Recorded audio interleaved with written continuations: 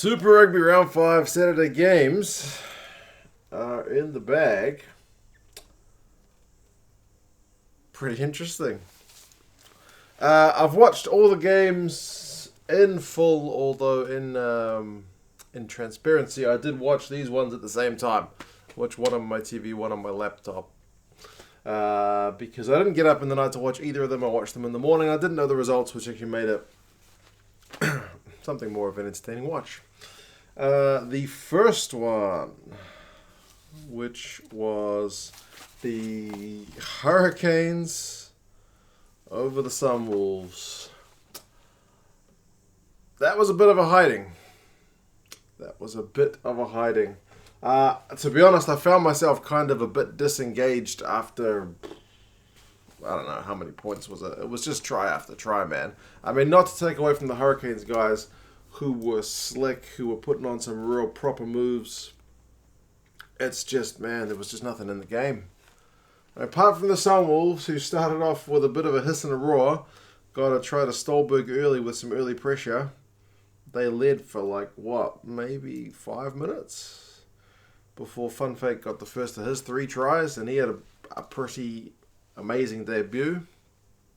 But, man, Tia was great, got a couple of tries. Lamb was just a wrecking ball. He was in that form, which made him, everyone's darling in terms of wanting to get him selected for the All Blacks. Not that it ever happened, and he's off to France next year, but yeah, man, it was just proper running riot. Evans got a try, Lamapi got a try, Perenata, Lamb, Arsenal, Tia got 2, Funfake got 3.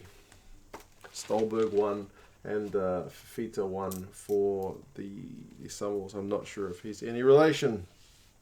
But yeah, that's 2 weeks in a row that the Sunwolves have been proper walloped. And the fact that their games are now going to have to be moved due to the coronavirus in Japan doesn't make anything easier for them. So their home games essentially become away games. They may not get even close to winning another game, but you never know, they might upset somebody. But this one was just absolutely running riot. Like, seriously, man, Ben Lamb was just knocking guys over for fun. And they blew a couple of tries as well. They had a couple of tries, blown off for forward passes and whatnot. So, I mean, good on the Sunwolves for getting a try on 66. But boy, did the Hurricanes not let up. Sometimes you get that far ahead, you think they'll ease off. Nah, these Hurricanes were properly fired up. It was played in Napier, which is not their normal home ground, and there seemed to be a pretty decent crowd for that one, which is pleasing. Stats. Arso had 126 run meters, 5 clean breaks, 6 defenders beaten, 5 offloads. He was a part of everything.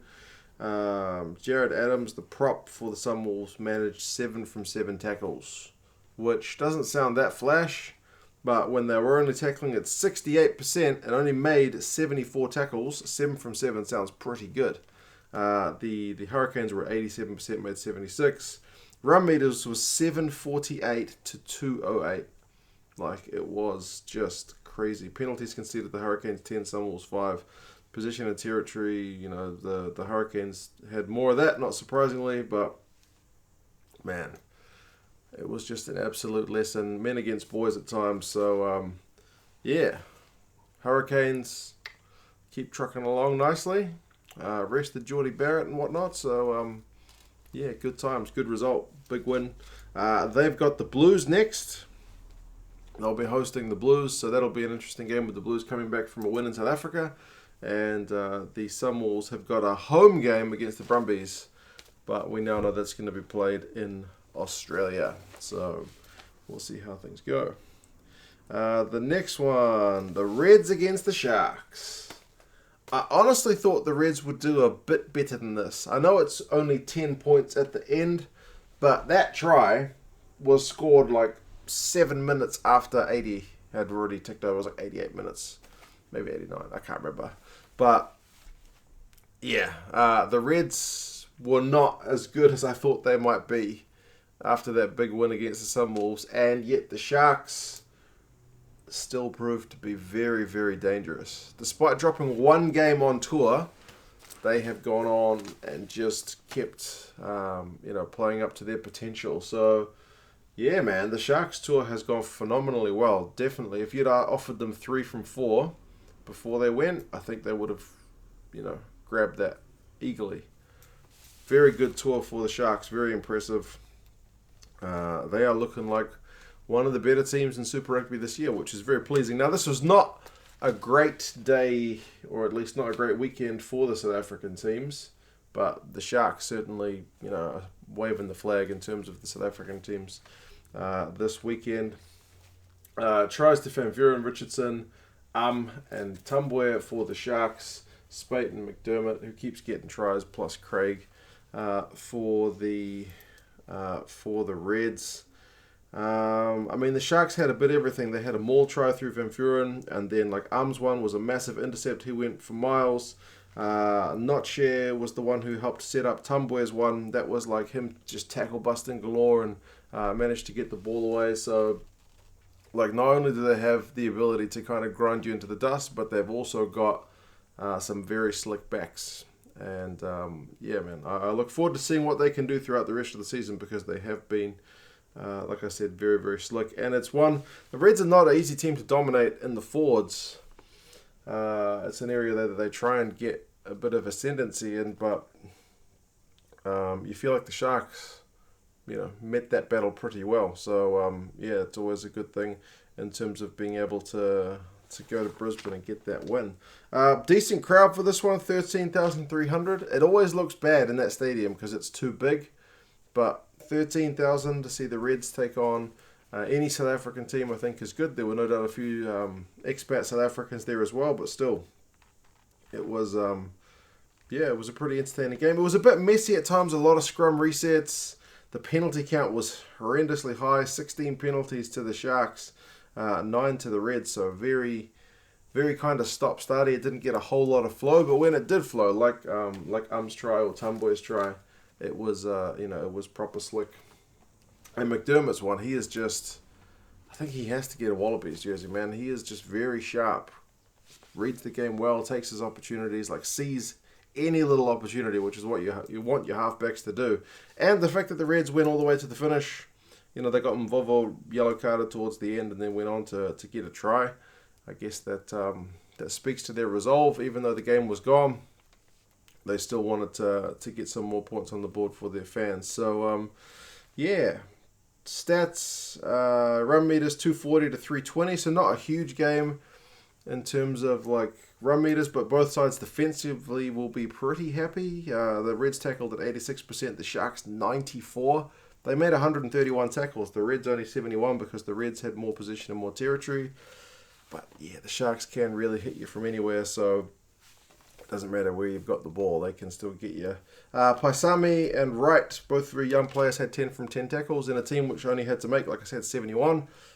Richardson for the Sharks, oh my lord, 22 out of 23 tackles. That is just Herculean effort, basically. The Reds now face a trip to New Zealand to play the Crusaders. Aussie teams are on a 2-game winning streak over here in New Zealand. That's a difficult place to go to try and continue that run. Nobody gets a win there. And the Sharks will be back to South Africa to play the Jaguares, but the Jaguares will be the guys who are in South Africa at the moment. So if anything, the travel will be the one that affects the Sharks. The next game, oh my, the Blues go into Cape Town and defeat the undefeated Stormers. I said this before the game, that would kind of be like a typical Blues thing, right? You've only beaten the Bulls and the Waratahs, you haven't beaten a team who's got a win yet, and you're going to play a team who hasn't lost a single game. It would be like the Blues to go and win this game, and sure enough, they did it. Thanks largely to a very good opening kind of 20 minutes where they managed to put on about 20 points. And they pretty much had all the game. It helped that they kicked their goals this week. Oteri Black was the one doing the kicking, and he kicked at 100%. So you can see 3 conversions and 4 penalties. Not all of them easy kicks. So some of them ugly, but they still went over the crossbar. Like I said, very good opening kind of 20 minutes. Marchant got 1 on 7. Papali'i got 1. They kicked some penalties. So yeah, it was good stuff from the Blues. However, they had a moment where Rieko Ioane just dropped the ball. I think it was from a kick-off or restart. He just dropped the ball. Nobody around him. All he had to do was just catch it and then do his thing. He dropped it. Dropped it cold. And I thought, oh. Like, it takes a Blues fan to be worried at 20-0 up that things are about to go wrong. And it kind of did. Rieko knocks it on. There's a scrum, and the Blues scrum, which has looked good, gets penalised. And then, sure enough, Augustus goes to score on 26 minutes. So the Stormers get themselves back into the game. Talia gets yellow carded not long later for taking out Peterson in the air. And the Stormers get a try through Peterson not long after a maul. So, yeah, just before half-time, they make it 14 points to 20. So pretty close after the Blues being up by so much. They capitalise on the yellow card, scoring 7 points. And it's looking like a kind of familiar old story for the Blues. But to be fair, second half they denied the Stormers any points. They managed to score another try and basically kick some more penalties. So, yeah, it was... Oh, no, it was... that try was... The Martians try was just before halftime, not just after. But, yeah, it was controlled, I guess, from the Blues. There wasn't a whole lot of scoring in the second half. They kicked penalties. They were held up at one point. They did have to start opting for 3 because the Stormers' defense wasn't letting up. But, yeah, you feel like the Stormers in this one, they were off. They weren't clinical, man. Like, knocking the ball on. Their line-out was shockingly bad at times. The coach said at halftime they just weren't physically up for the game.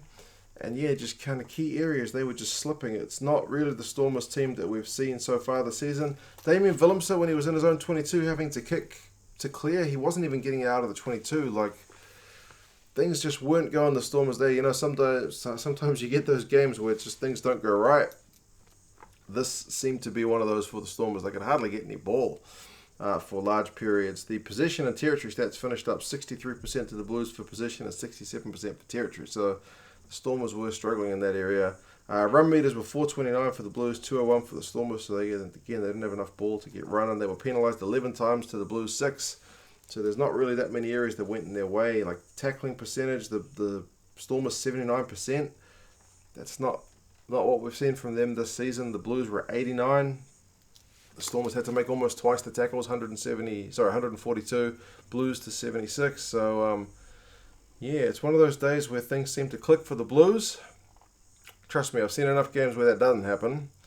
But they managed to click it this weekend. The Stormers, maybe it's a good time. They're on the bye next, so maybe that's a good time because previously, if they'd been a bit shaky, they were still able to see out the result. But this week, they weren't able to recover. They had a mini kind of resurgence, but it wasn't able to get it done.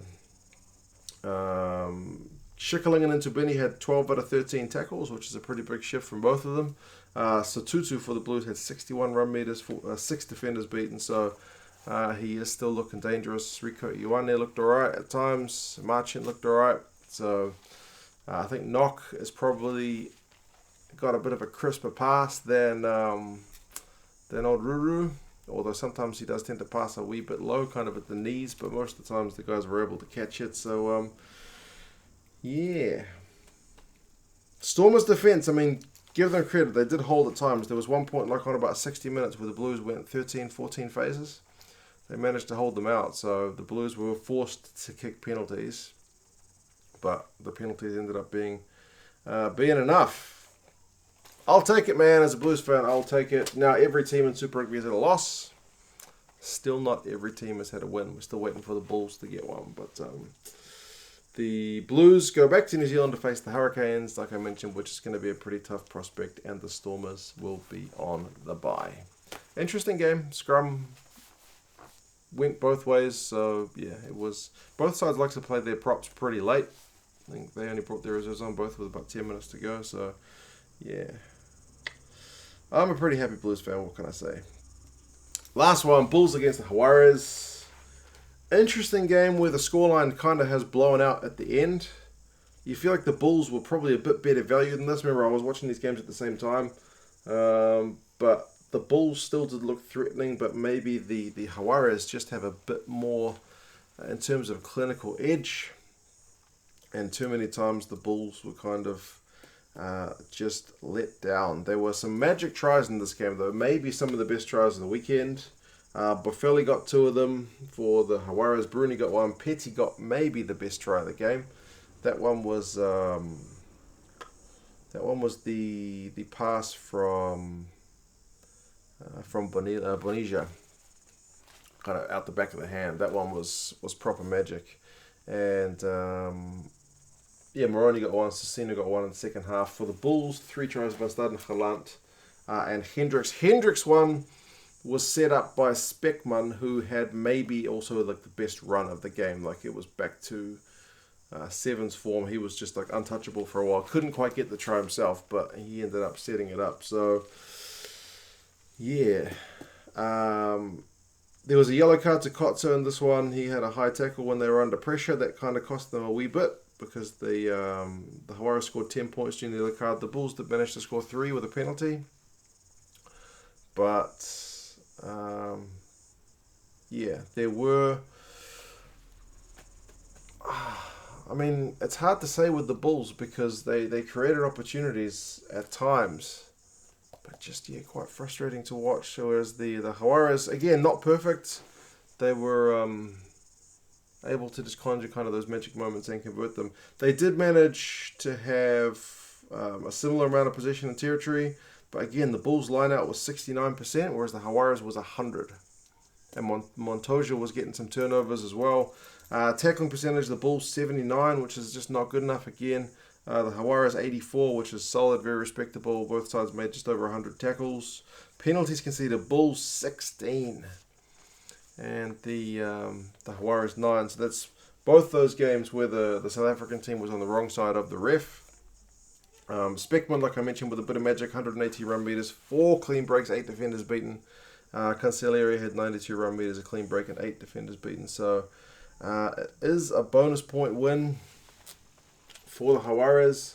I think over the course of the game, they were pretty good value for it. But like if you look at the way they scored, 5-0 Jaguares, 7-5 to the Bulls, 10-7 to the Jaguares because they couldn't convert their early tries, 14-10 for the Bulls. So it was kind of tit for tat. That's what I mean about the scoreline not really reflecting the game fairly. Like it was 24-14 at halftime after Moroni got his try. But Speckman set up that try straight after halftime, so it was 24-21. It was only kind of towards the end of the game when it was 31-21 and then 34-24 after the yellow card. But after Cecino's try, it was all too little, too late too much, I guess, for the Bulls to come back from. But yeah, I guess both sides will take something for this. But the Bulls, man, that's 4 losses. Starting to look a bit tough, isn't it? They've got the Highlanders next at home in Pretoria. So the Highlanders are another team who are definitely struggling. So both teams should be absolutely as desperate can be. The Jaguares will face the Sharks away. That will be a pretty fascinating one because the South African conference between the Stormers, the Jaguares and the Sharks is looking pretty interesting. So the Jaguares have won 1, lost 1 in South Africa. So you have to see how they go in this next one. But yeah, interesting lot of games, like I mentioned. Some pretty cool moments. Like I mentioned, Petty's try is definitely worth a look if you haven't seen it in terms of the highlights. The Blues game had some magic as well. I guess they all did. Interestingly, that's the one I found I switched off the most, even though this one was a bit ugly at times, but just because the scoreline was just so horrendous. They were never coming back from that. The only thing I was interested in with that one was, is my Super Brew margin going to be right? And no, it wasn't. I was 1 try, I think, short for the Hurricanes. I think I picked like 39 or 40 points or something. So close but no cigar. Anyway, you guys let me know your thoughts on these games. Drop us the like if you're keen, because it helps the videos out. But yeah, have a good weekend, guys, and I'll talk to you again soon. See you later.